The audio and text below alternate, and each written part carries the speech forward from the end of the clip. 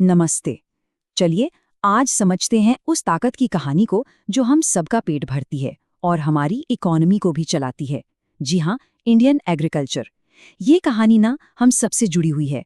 इससे कोई फर्क नहीं पड़ता कि हम कहाँ रहते हैं। सोचिए जरा इस नंबर के बारे में। 2/3। जी हाँ, हमारे देश की करीब करीब 2/3 आबादी मतलब 2/3 लोग सीधे सीधे खेती पर निर्भर हैं अपनी रोजमर्रा की जिंदगी के लिए।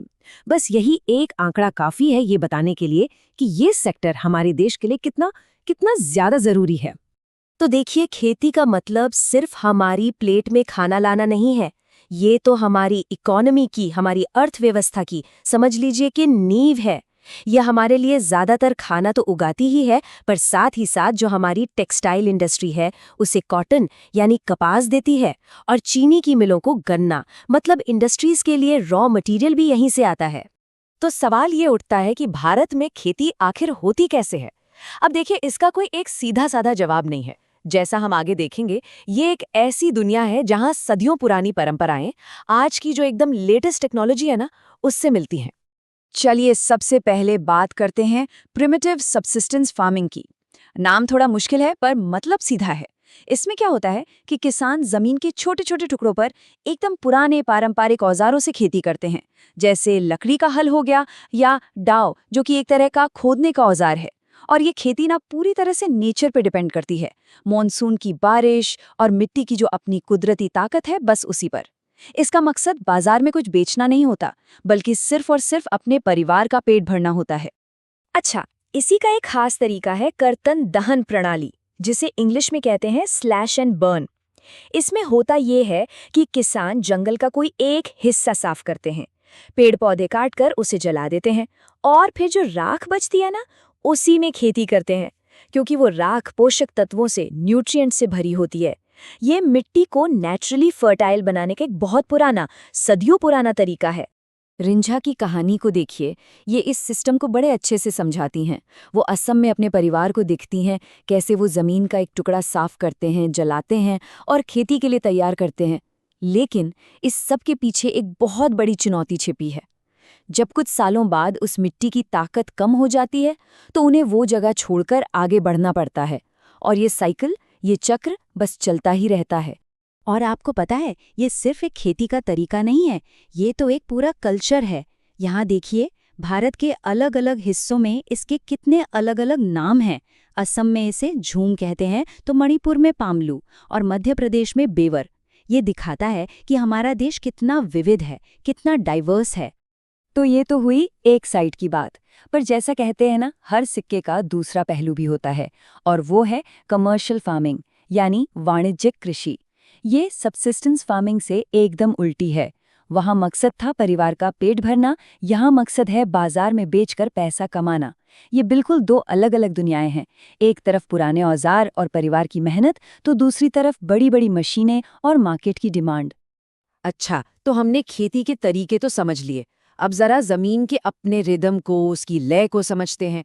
भारत में खेती ना मौसम के साथ एक खास तालमेल बिठाकर चलती है, और इसका जो कैलेंडर है वो 3 मेन सीजन, 3 ऋतुओं में बटा हुआ है।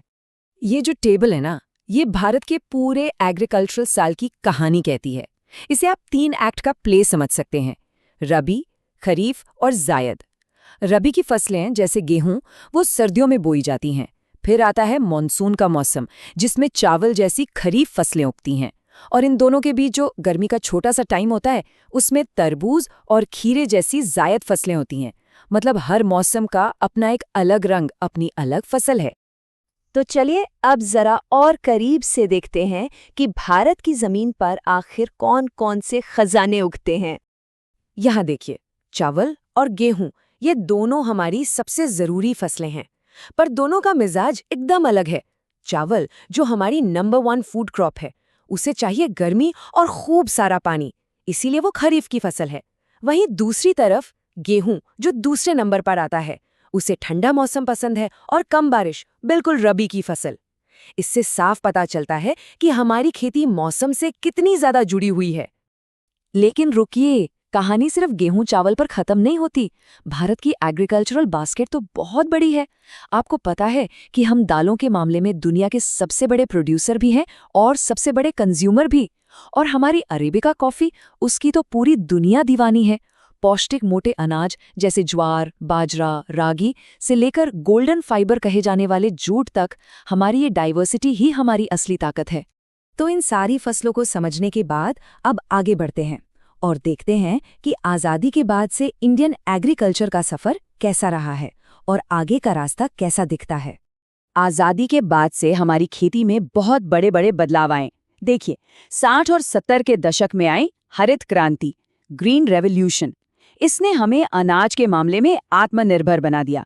हाँ, ये भी सच है कि इससे कुछ इलाकों में अमीर और गरीब किसानों के बीच का फासला बढ़ा।